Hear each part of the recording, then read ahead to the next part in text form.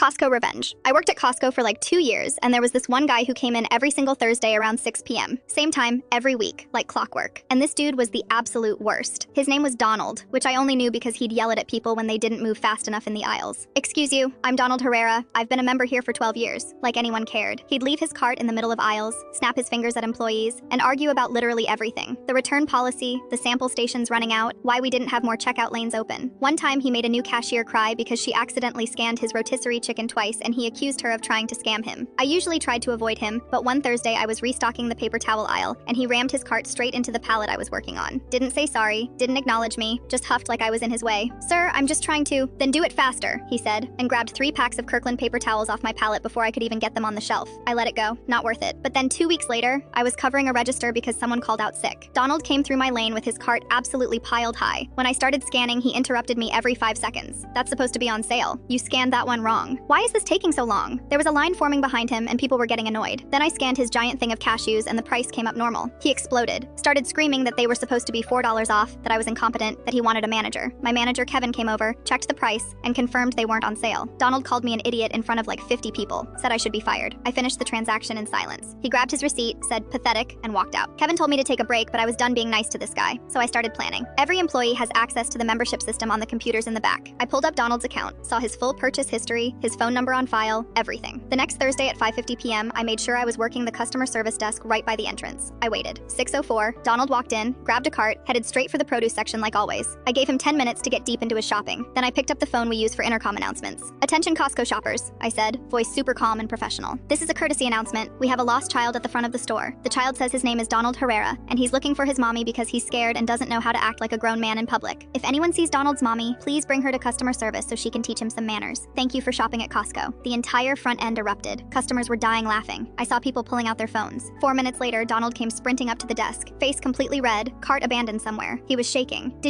Was that about me? I'm sorry, sir, did you need help finding something? You called me a child on the intercom. Oh no, sir, we had a lost child. Common name though. Happens all the time. He knew. I knew. Everyone within earshot knew. But he couldn't prove anything. He asked for the manager. Kevin came over. I explained there was a misunderstanding about a lost child announcement, and Kevin just nodded along. Donald tried explaining, but it sounded insane. She called me the lost child! He finally left without buying anything. Canceled his membership 2 days later according to the system.